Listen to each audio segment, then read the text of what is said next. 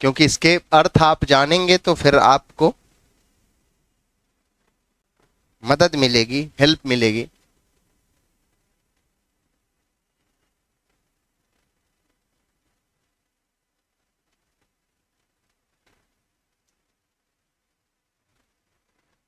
क्या बताएंगे? अच्छा, हाँ हाँ हाँ, तो उसको लिखवाना भी है मुझे क्या? नहीं, आप जैसा आदेश करेंगे वैसा करेंगे हम। अच्छा, डायमेंशन मैंने नहीं जिक्र किया था। अच्छा, देख लेंगे। नी,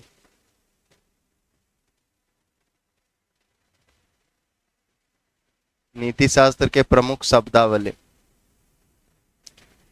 देखिए, ऐसे तो ये एथिक्स से रिलेटेड लगभग 50-60 हैं जो मेरे नज़र में है, जो रिसेंट में पूछा गया है यूपीएससी के द्वारा, यूपीपीसीएस के द्वारा। बिहार तो ये 2 बार से पूछ रहा ना। ठीक है,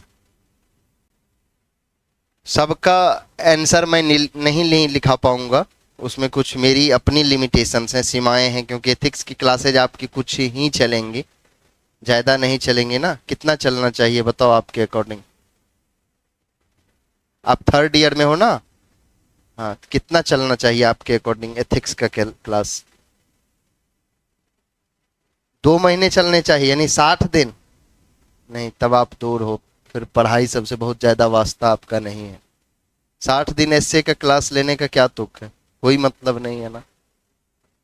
हाँ, पूरा एसए चले 60 दिन तो ठीक है। मेहनत तो आपको करनी है ना, लिखना तो आपको है ना।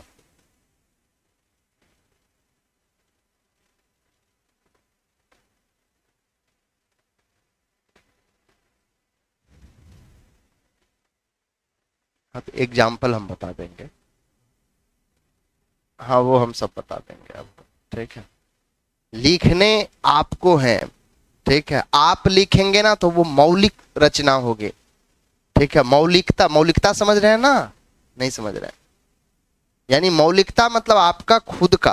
ठीक है, आप जो कुछ भी बोलेंगे, आप जो मैंने स्टार्टिंग में बताया था कि आप जो कुछ भी कहते हैं वो संवेदना का विषय है, वो संवेदना है, आपके इमोशंस हैं, आपके भाव हैं, आपके फीलिंग हैं। आप किसी के साथ रोड पे घूम रहे होते हैं हाथ में हाथ देके, तो वो क्या है? वो एक संवेदना है ना, आपका फीलिंग है, आपके इमोशंस हैं, आपके भाव हैं। कोई भी भाव हो सकता है, प्रेम का भाव हो सकता है, प्यार का भाव हो सकता है, इश्क का भाव हो सकता है, मोहब्बत का भाव हो सकता है, दुश्मनी का भी भाव हो सकता है। क्या आपने किसी को बुलाया, बातचीत की, डिनर किया, लंच किया, फिर आपने उसे निपटा दिया, वो भी संवेदना है। ठीक है, लेकिन उसी संवेदना को आप जिस तरीके से कहते हो, जैसे भी कहते हो, आपका कहने का जो भी वे हो सकता है, जो भी तरीका हो, वो शिल्प कहलाता है साहित्य में। शिल्प समझ रहे हैं ना, यानी कहने का तरीका। मैंने एक एग्जाम्पल भी दिया था कि गोदान में प्रेमचंद या जो भी साहित्यकार के आप उनकी रचनाओं में देखेंगे, उनकी कहने की शैली। होड़ी में सॉरी, गोदान में प्रेमचंद ने क्या लिखा? उनका पहला लाइन ही यहां से शुरू होता है कि होरी ने गाय को सानी पानी देकर, सानी पानी शब्द आप लोग सुने होंगे बिहार में, सानी पानी देकर अपनी पत्नी धनिया से कहा। पत्नी नाम है, होरी की पत्नी का नाम है धनिया, बेटा का नाम है गोबर, आप जब पढ़ेंगे तो मिले। तो ये क्या है? ये पाठक को अट्रैक्ट करता है। इसी तरीके से जब आप ऐसे लिखेंगे, इस ऐसे को जब आप शुरुआत करोगे कि भारतीय पौराणिक कथाओं से ज्ञात होता है कि महाभारत के प्रसंग में अर्जुन का कर्तव्य युद्ध लड़ना था ना, लेकिन अर्जुन के समक्ष सबसे यक्ष प्रश्न कौन था? अर्जुन किसके खिलाफ युद्ध कर रहा था? अपने रिलेटिव के, कौरव के खिलाफ युद्ध लड़ रहा था ना। हो सकता है महाभारत की कहानी आप लोग हमसे अच्छी, हो सकता है क्या है, ऑब्वियस सी बात है, आप मुझसे अच्छा जानते होंगे। ठीक है, मुझे जब महाभारत की कहानी थोड़ी जाननी हुई तो मैंने अपने सिस्टर से बात की। ठीक है, मैंने कहा कि बताओ कि ये सब क्या, इसके क्या क्या पात्र हैं, जबकि ये मेरे साथ, ये मेरे लिए गलत है। मैं लिटरेचर का छात्र रहा हूँ, मुझे तो जानना ही चाहिए। रामायण जानता हूँ, महाभारत का बहुत ज़्यादा नहीं जानकारी मुझे। तो वो बताई फिर। तो अर्जुन के सामने, अर्जुन किसके खिलाफ लड़ रहा था? कौरवों के खिलाफ ना, जो उसके रिलेटिव थे, उसमें उसके गुरु थे, शिक्षक थे, मित्र थे। अर्जुन के समक्ष ये सबसे बड़ा सवाल था कि यदि यदि यार मैं युद्ध जीत भी जाता हूं तो क्या मैं खुश रह पाऊंगा? आप किसको मार करके युद्ध लड़ रहे हैं? मान लीजिए ठीक है, युद्ध लड़ना उसका उचित भी था, दायित्व है और उचित भी है, लेकिन एक यक्ष सवाल जो उसके मन में एक क्या बोलते हैं, वो अंतर्द्वंद वाली स्थिति में है वो, ठीक है, कि यदि मैं युद्ध जीत भी जाता हूं तो क्या मैं खुश रह पाऊंगा? मान लीजिए आप अपने पड़ोसी को मार करके, जिसको आप यानी बचपन से जिसके सामने में आप खेले हैं, कूदे हैं, बड़े हुए हैं, थोड़ी बहुत प्रॉब्लम आई, आप उसी को मार दे रहे हैं, तो क्या आप खुश रह पाएंगे कभी? मैं ये बताना चाह रहा हूं। और इस तरीके में ये मैं एक छोटी सी आपको एनेक्डोट आपके साथ शेयर कर रहा, कहानी बता रहा हूं। इस तरीके से आप शुरू कर सकते हैं कि कोई ऐसा काम जो आपके हित को यानी आपके इंटरेस्ट की पूर्ति करता हो, आपके हित की पूर्ति करता हो, लेकिन सामने वाला का अहित करता हो, तो क्या आप इससे खुश रह पाएंगे? ये तो इस तरीके से आप स्टार्ट करेंगे, ठीक। लेकिन वास्तविक खुशी किसे मिली? वास्तविक खुशी मिली मदर टेरेसा को, वास्तविक खुशी मिली क्या कहते हैं बुद्ध को, वास्तविक खुशी मिली महावीर को। बुद्ध को क्यों मिली? क्योंकि उस टाइम में भारतीय समाज इतना ब्राह्मणवाद, इतना आडंबर, कर्मकांड में लिप्त था, संलिप्त था, कि आम आदमी का जीवन क्या था? त्रस्त था। यही बात ना यूरोप में भी था। कैथोलिक ने जो एक तरीके का तांडव मचा रखा था, तहलका कर रखा था कि मैं ही ईश्वर हूं, ठीक है। जैसे इस्लाम धर्म जब आप पढ़ेंगे तो उनकी फिलॉसफी कहती है कि एक ही है हमारे यहाँ पैगंबर, उसके अलावा कोई नहीं। इस्लाम में आप देखेंगे कि जो भी इस्लाम के फॉलोअर्स होते हैं वो अपने पेरेंट्स को भी नहीं पैर छू के प्रणाम करते हैं। मतलब ये अपना अपना उनकी मोरालिटी है। जैसे हमारे यहाँ क्या है कि हम लोग पैर छू के प्रणाम करते हैं, मतलब हमारे यहाँ मतलब हिंदुत्व में, और जैसे सिखिज्म में, क्रिश्चियन में, अन्य अन्य जगह जो भी उनका अपना रिचुअल्स है, ये उनकी अपनी मोरालिटी है। हम उन बोलते हैं सलाम वालेकुम या वालेकुम सलाम, जो भी है, ठीक है, आदाब, सत श्री अकाल। तो ये इनकी अपनी मोरालिटी है ना। यानी मोरालिटी मैंने बताया था कि ये रिलेटिव होता है और एथिक्स एब्सोल्यूट होता है, जिक्र किया था मैंने, उदाहरण देके ही बताया था, ठीक है। तो इसके एक दो टर्म देख लेते हैं, फिर उस हिस्से को हम लोग जिक्र करेंगे।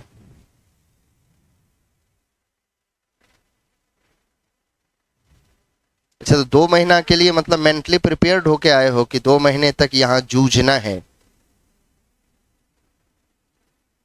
अच्छा, 2 महीना लग जाए? नहीं लगेगा, मुझे नहीं लगेगा। मेरा 3-4 शायद 5वां क्लास चल रहा है, 10-12 दिन, 15 दिन या 20 दिन मैं आपके साथ रहूंगा इस क्लास में। हाँ, 4-5 बढ़ जाएंगे तो उसको बढ़ा देंगे, कोई इशू नहीं है, लेकिन छूटेगा नहीं पोर्शन। ऐसा नहीं है कि मैं एस्केप कर जाऊंगा।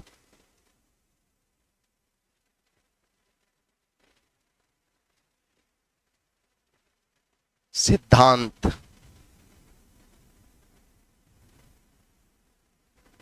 प्रिंसिपल्स, यानी आपसे अपेक्षा की जाती है कि आप जब सिविल सर्वेंट्स बने तो आपके कुछ सिद्धांत हो ना, कुछ प्रिंसिपल्स हो जिनको आप धारित करते हो, ठीक है। और ये सिद्धांत ना हो कि भैया ये कोल वाला माइनिंग्स है, इस पे आप साइन कर दो। भले वहाँ पे क्या कहते हैं, जो भी ट्राइब्स है, जो भी ट्राइबल कम्युनिटी है, यानी बहुत सारे ऐसे लोग हैं जिनकी लाइवलीहुड जुड़ी हुई है, उनसे आजीविका जुड़ी हुई है, फिर भी आपने उनके इंटरेस्ट को दरकिनार करके, उनके हित को अवॉइड करके, आप अपने हित की पूर्ति के लिए आप साइन कर रहे हैं, आप उनसे मिली भगत कर रहे हैं। तो ये क्या है? यानी आप सिद्धांत नहीं है ना आपके, ठीक है। पॉलिटिक्स में भी कहा जाता है कि सिद्धांत विहीन राजनीति।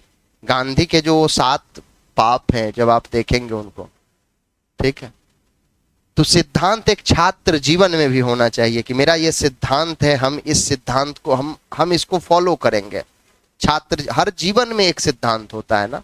ऐसा नहीं कि चलो अभी स्पेशल वीक चल रहा है तो यार एसए का क्लास तो बाद में भी कर लूंगा, मैं वीडियो भी देख लूंगा, फीस तो दे ही रखा, क्या ही दिक्कत है। नहीं, अभी चलो ये जो स्पेशल वीक चल रहा है ये तो फिर साल भर के बाद ही आएंगे ना। नहीं, इसे क्यों ना सेलिब्रेट कर लिया जाए धूमधाम तरीके से।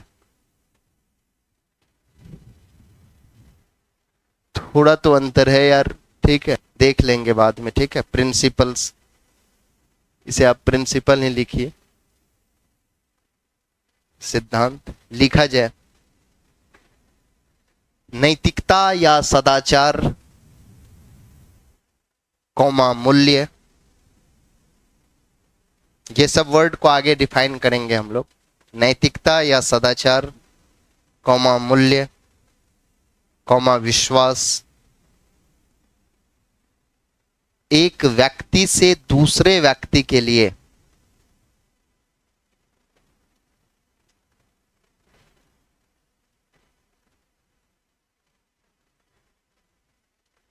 नैतिकता या सदाचार, कौमा मूल्य, कौमा विश्वास, एक व्यक्ति से दूसरे व्यक्ति के लिए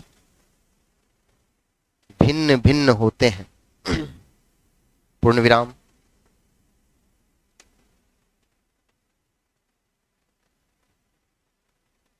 पूर्ण विराम।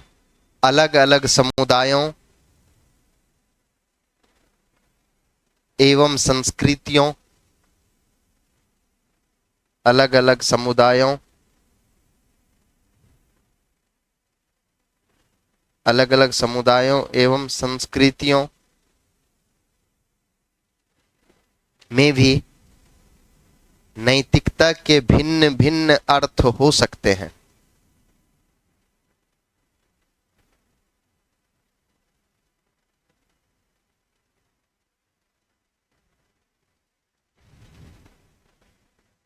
भिन्न भिन्न ऐसे लिखना चाहिए,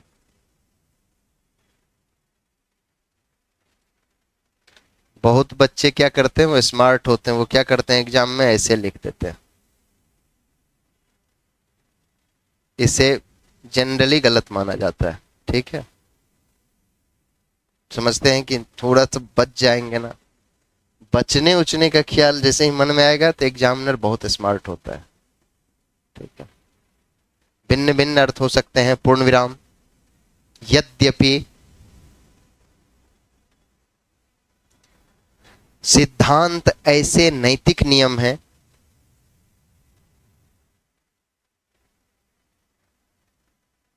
यद्यपि सिद्धांत ऐसे नैतिक नियम हैं,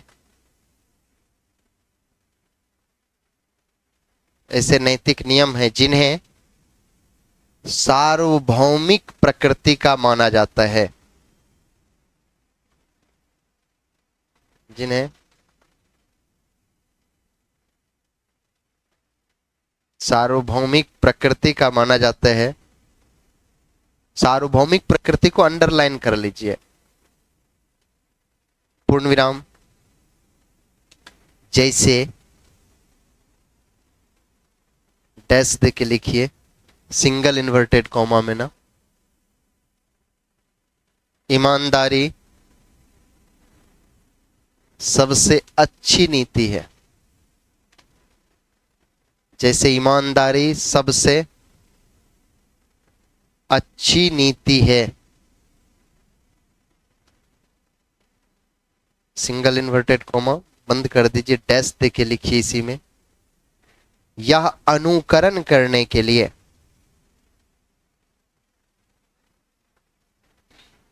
यह अनुकरण करने के लिए एक व्यक्तिगत सिद्धांत हो सकता है। यह अनुकरण करने के लिए एक व्यक्तिगत सिद्धांत हो सकता है, कॉमा, क्योंकि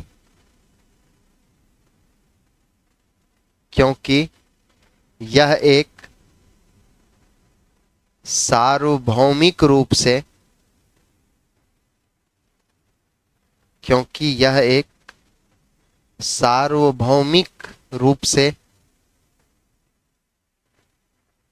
मान्य सिद्धांत है।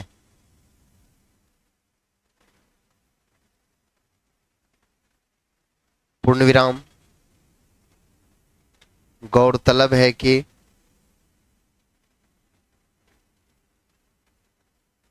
गौरतलब है कि सिद्धांत सार्वभौमिक सत्य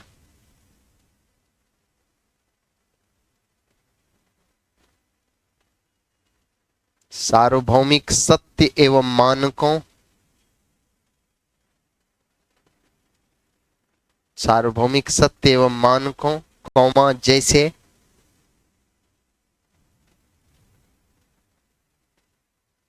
जैसे डैश दे के लिखिए न्याय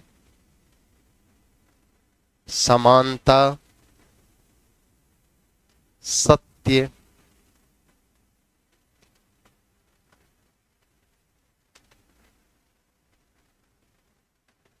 निष्पक्षता आदि आदि से संबंधित होते हैं।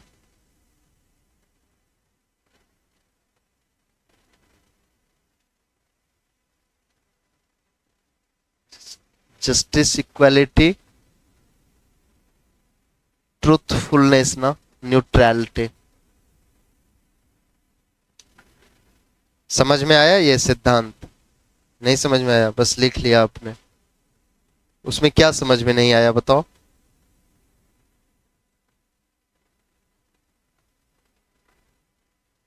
अनुकरण, अच्छा अनुकरण से पहले समझ में आया? अनुकरण बता दे रहा हूं। अनुकरण से पहले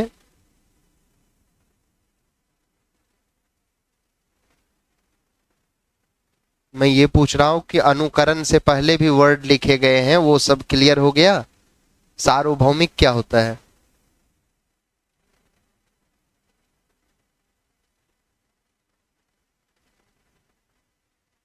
मैं साइंस का क्लास कर रहा था बच्चे में दिल्ली में, तो वहां टीचर ने साइंस वाले पूछा कि space, do you know everyone about science space, अंतरिक्ष। तो एक बच्चे ने कहा उसमें कि सर स्पेस।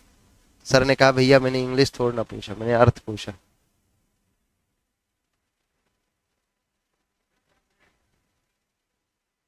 हाँ ये सार्वभौमिक सत्य है, यानी यूनिवर्सल ट्रूथ है। हाँ यानी सबके लिए, जैसे सत्य है तो सत्य का अर्थ जो यहां होगा वो राइट और रॉन्ग, जो आपके लिए राइट है वो हो सकता है मेरे लिए राइट हो, ये जरूरी नहीं है। ठीक है, हो सकता है मान लो आपको ऊंट का मांस पसंद ना हो खाने, मुझे ऊंट का मांस पसंद है। मैं जैसलमेर घूमने गया था राजस्थान, तो मेरे बहुत सारे मित्र थे, जिस होटल में हम लोगों ने स्टे किया था तो वहां पूछने आया था कि सर ये है, तो उसमें बहुत सारे मेरे मित्र थे, उन लोगों ने ऊंट का, मुझे भी कहा गया, हमने कहा नहीं। आप नागालैंड जाओगे तो वहां बहुत सारे ट्राइब्स हैं ऐसे, याद नहीं कर पा रहा, रिकॉल नहीं कर पा रहा, वहां कुत्ते के मांस, जो आप कुत्ते देख रहे हो ये स्ट्रीट डॉग्स, इनके मांस आपको मिलेंगे वहां। मटन चिकन खाते ही है ना लोग यहाँ जनरली। अच्छा आप नहीं खाते हो, ठीक है। हाँ हम लोगों की फैमिली में बहुत लोग लहसुन प्याज नहीं खाते हैं, लेकिन मैं खाता हूँ, मुझे कोई इशू नहीं है, ठीक है। तो ये मेरे लिए सही है, ऊंट का मांस खाना मेरे लिए हो सकता है कि किसी के साथ हैंडशेक करके रोड पर चलना सही हो, लेकिन वहीं बिहार के किसी मिथिलांचल वाले इलाके में आप चले जाओ तो वो क्या माना जाएगा? कहेगा कि बाहर से पढ़ के आया है, बर्बाद हो गया। नहीं, हो सकता है कि आज से 50 साल पहले महिलाओं को घूंघट में रहना उनके लिए सही रहता हो, ठीक है, वो एक नहीं उनके लिए मोरालिटी थी, लेकिन आज की महिलाएं घूंघट में भले ना रहे, खाना टाइम से दे दे, वो उनकी नैतिकता है। नहीं, मैंने एग्जाम्पल देके बताया था, ये यहाँ के लिए सही है। हो सकता है निक जोन्स खुद से भी सर्व कर रहे हो प्रियंका के लिए, कहा कि नहीं नहीं भैया चलो मैं ही खाना बना दे रहा, तुम रेस्ट कर लो ना, ठीक। वो उनके लिए राइट और रॉन्ग का अलग अलग डेफिनेशन है, ठीक है। यानी जो मेरे लिए राइट्स है, जो मेरे लिए सही है, वो इसके लिए सही हो ये जरूरी नहीं है। हो सकता है मुझे मटन अच्छा लगता हो, सामने वाले को अच्छा नहीं लगता हो, ठीक है। लेकिन जो सत्य है, जो ट्रुथ है, 2 जोड़ 2 4 होता है, ये यहाँ ट्रुथ है तो ये विश्व के किसी भी कोने में ट्रुथ होगा, ठीक है। ऐसे डोनाल्ड ट्रंप के बच्चे भी बोलेंगे यस 2 2 जा 4, वो ये नहीं कहेंगे 2 2 जा 8, ठीक है। ट्रूथ और फॉल्स जो है वो सबके लिए एक होगा, लेकिन राइट और रॉन्ग का डेफिनेशन चेंज हो सकता है, ठीक है। वो सबके लिए अलग अलग पैरामीटर पे फिक्स हो सकता है। ठीक है, मांस हो सकता है मुझे अच्छा लगता हो, ये मेरे लिए सही है, किसी के लिए सही ना हो। ठीक है, मैंने बताया था कि हो सकता है किसी के लिए गाय जो है माता हो सकती है। ठीक है, कोई कहे नहीं मेरे लिए पिता का विषय है वो। ठीक है, तो थोड़ा सा आपको ये चीज देख के चलना है। यानी सार्वभौमिक सत्य हो गया, अनुकरण हो गया, जैसे गांधी के सिद्धांत को हम अनुकरण करते हैं, यानी किसी के बताए गए मार्ग पर चलना, वो हो गया अनुकरण। इसमें कौन सा है, तो ये है सिद्धांत। यानी जो सिद्धांत है वो सत्य, न्याय, समानता, ये आपके सिद्धांत है ना, कि यानी आप इससे इधर उधर नहीं जाएंगे। आपने सोच लिया कि यार नहीं, मैं न्याय करूंगा तो करूंगा। ठीक है, चाहे वो मेरा यदि भाई भी है, वो कन्विक्ट है, दोषी है, तो जिस जिस सीमा तक उसने अपराध किया है उस सीमा तक उसको मैं सजा दिलवाऊंगा, दिलाऊंगा। ठीक है, ये बताना चाह रहा बस। जैसे मार्टिन लूथर किंग जूनियर का इसमें बहुत अच्छा लाइन है, यदि सिद्धांत को एक वाक्य में डिफाइन करना हो तो क्या लिखेंगे आप? एक वाक्य में बताइए।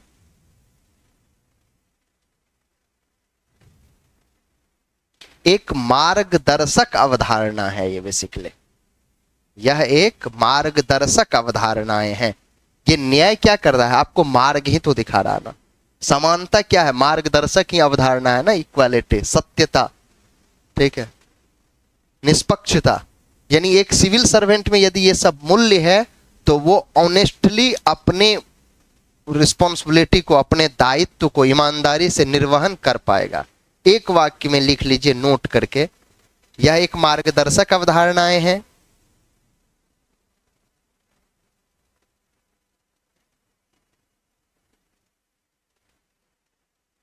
अच्छा, बहुत लोग मिस अभी छूट लीव ले लिए है ना। मुझे भी लग रहा था कि सरस्वती पूजा तक ऑफ ही कर दूं, बात कर लूं मैनेजमेंट से कि सर सरस्वती पूजा तक तो ऑफ ही कर दिया जाए। अभी एक स्पेशल ओकेजन भी तो चल रहा है ना।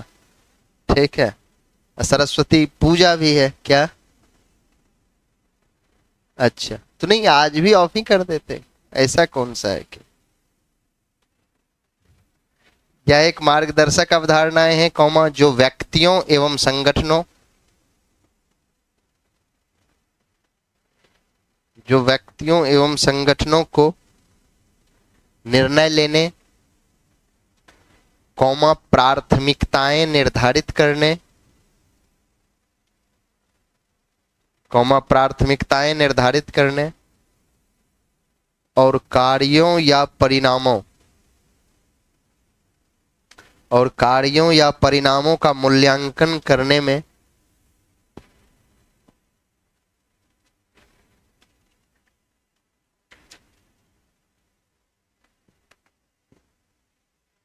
कार्यों या परिणामों का मूल्यांकन करने में मदद करती है।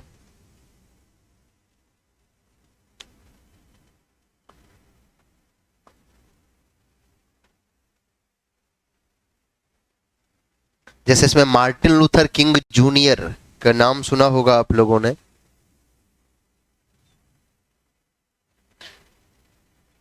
मेरी कोशिश रहेगी कि जो भी ये शब्दावली मैं डिस्कस करूं उससे एक कोटेशन, एक उद्धरण आपके साथ जिक्र करूं, उससे relate. Martin Luther king junior का एक लाइन है, बहुत अच्छा लाइन है, कि किसी व्यक्ति का अंतिम माप यह नहीं है कि, किसी व्यक्ति का अंतिम माप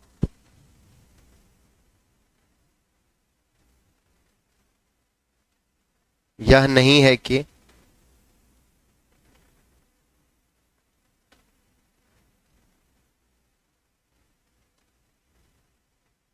किसी व्यक्ति का अंतिम माप यह नहीं है कि वह आराम और सुविधा के क्षणों में कहां खड़ा है। वह आराम और सुविधा, सुविधा मतलब कन्वीनियंस, वह आराम और सुविधा के क्षणों में कहां खड़ा है, कौमा, बल्कि यह है कि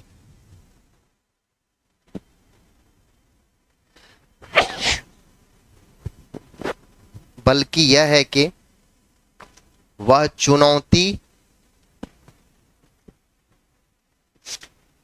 बल्कि वह चुनौती बल्कि यह है कि वह चुनौती और विवाद के समय, विवाद मतलब कंट्रोवर्सी,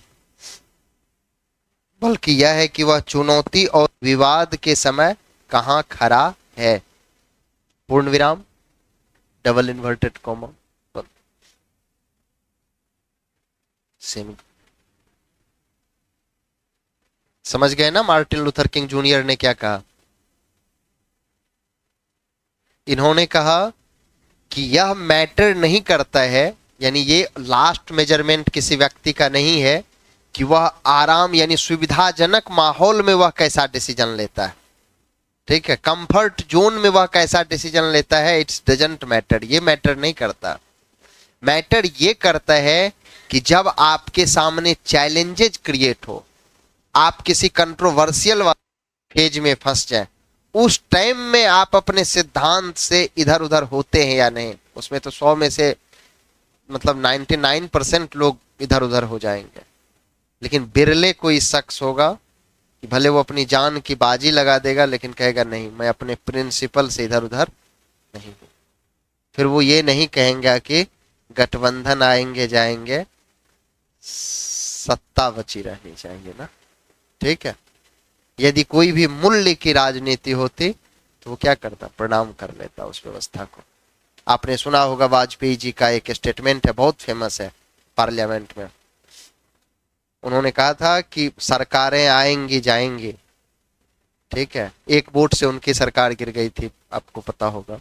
उन्होंने कहा मैं प्रतिपक्ष में बैठना पसंद करूंगा, वो पसंद कर लूंगा, लेकिन इधर उधर करके मैं सरकार चलाने में विश्वास नहीं कर पाऊँ।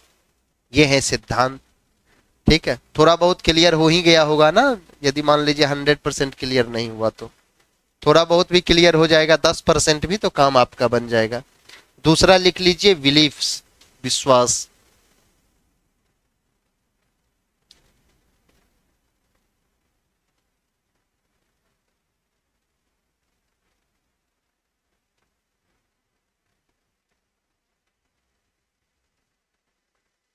विश्वास हमारे चिंतन के मूल या आधार होते हैं, मूल स्लैश आधार।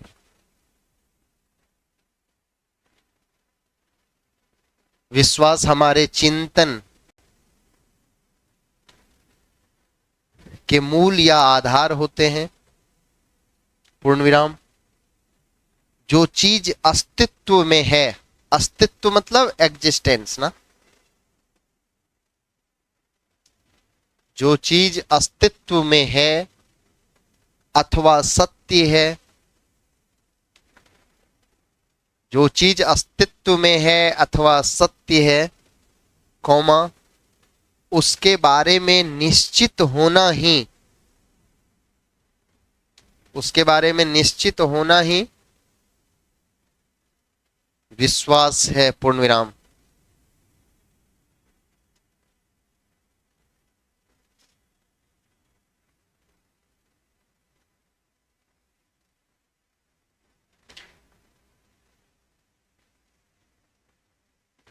इसमें एक अमेरिका के बहुत फेमस मनोवैज्ञानिक रहे हैं, Wayne W Dyer, Wayne W Dyer. इनका कहना है कि एक विश्वास प्रणाली, Wayne W Dyer, double inverted comma करके लिख लीजिए, एक विश्वास प्रणाली उस विचार से अधिक कुछ नहीं है, एक विश्वास प्रणाली उस विचार से अधिक कुछ नहीं है, कौमा, इस विचार के बारे में, जिस विचार के बारे में आपने सोचा है, जिस विचार के बारे में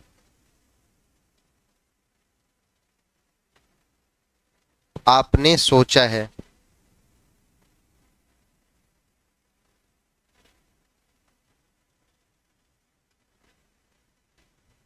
थर्ड,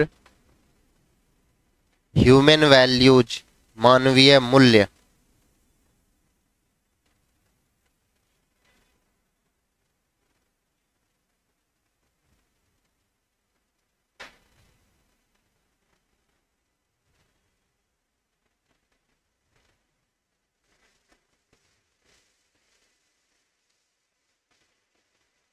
क्या होता है ये मानवीय मूल्य, बताएंगे कुछ?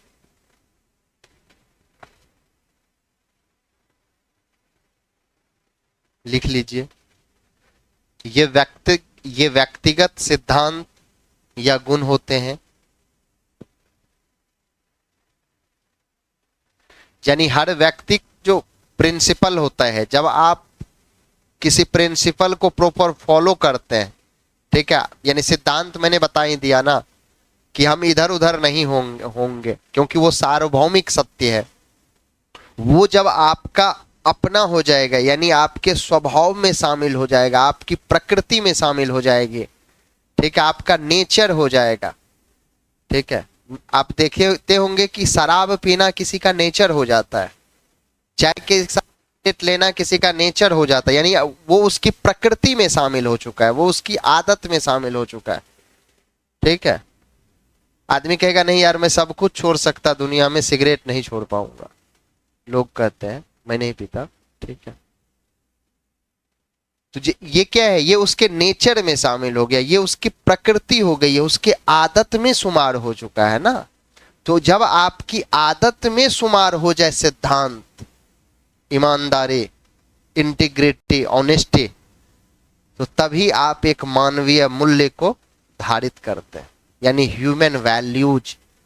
गांधी को क्यों कहते हैं कि यार क्या मानवीय मूल्य के यानी बेहतरीन उदाहरण थे, सर्वप्रतिम यानी अद्वितीय उदाहरण थे, औदात्य गुण से लैस थे ना वो। ठीक है, यानी मानवीय मूल्य की पराकाष्ठा थे वो, समझ रहे हैं? ये बताना चाह रहा मैं। ये व्यक्तिगत सिद्धांत या गुण होते हैं जो किसी व्यक्ति या समूह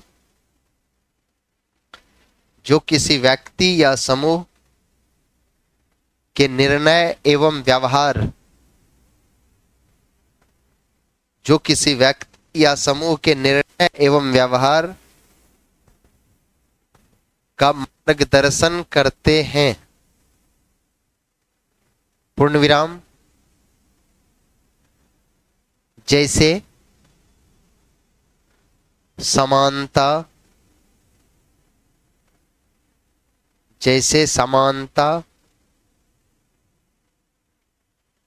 जैसे समानता एवं न्याय आदि संबंधी विचार। जैसे समानता,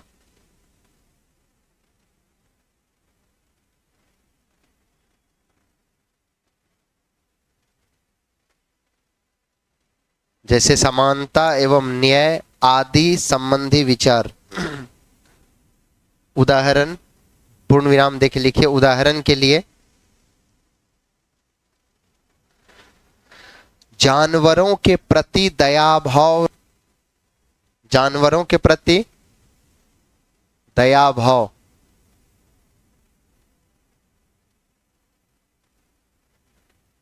जानवरों के प्रति दया भाव रखना मानवीय मूल्य का एक उदाहरण हो सकता है। जानवरों के प्रति दया भाव रखना एक मानवीय मूल्य का उदाहरण हो सकता है।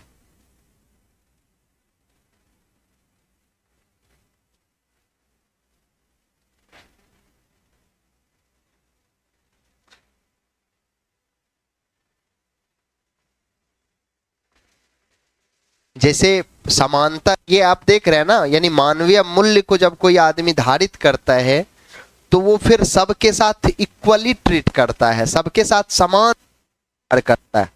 ठीक है, डीवाई चंद्रचूड़ यदि चीफ जस्टिस है और उसके सामने यदि कोई ऐसा केस आ जाता है कि उसके अपने डिस्ट्रिक्ट से रिलेटेड है, अपने होम स्टेट से रिलेटेड है, या उसके अपने फैमिली मेंबर्स कोई कन्विक्ट है, तो वो या तो सीधा सीधा उस केस से अपने आप को विड्रॉ कर लेगा, या तो वो कोशिश करेगा कि कंप्लीट निष्पक्ष होकर के, निष्पक्ष जैसा कोई शब्द नहीं होता, कंप्लीट निष्पक्ष होना तो बड़ा मुश्किल है, लेकिन फिर भी वो कोशिश करेगा कि जो न्याय का पैमाना है हम उसको फुलफिल करें, ठीक है। तभी इक्वली जस्टिस, इक्वालिटी इंश्योर हो पाएगा ना, समानता सुनिश्चित हो पाएगी, न्याय की अवधारणा परिलक्षित हो पाएगी।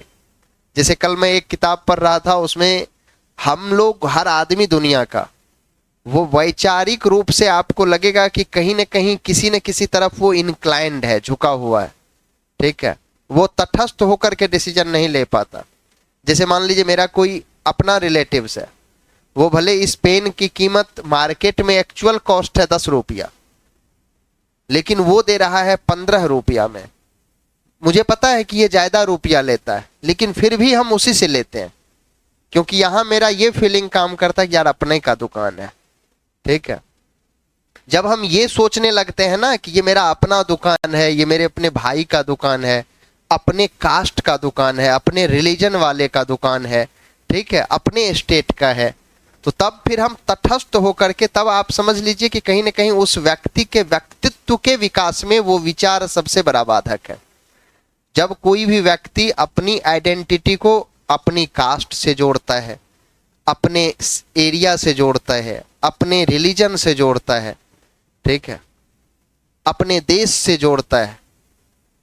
लोग सुनते होंगे ना कि स्वदेशी अपनाओ, भारत में एक बहुत बड़ा शगुफा छोड़ा गया, ठीक है। ये सब कुछ के बाद आपको लगेगा यार नहीं है ये, ठीक है, इसकी रिलेवेंसी नहीं है, बहुत ज्यादा प्रासंगिकता नहीं है, ठीक है। तो समानता, और जब कोई आदमी ह्यूमन वैल्यू को धारित करेगा तो वो समानता और न्याय को इंश्योर करेगा, ठीक है। इसमें अल्बर्ट आइंस्टीन की एक बहुत अच्छी लाइन है, इनकी नाम तो सुना ही होगा आप लोगों ने इनका, अल्बर्ट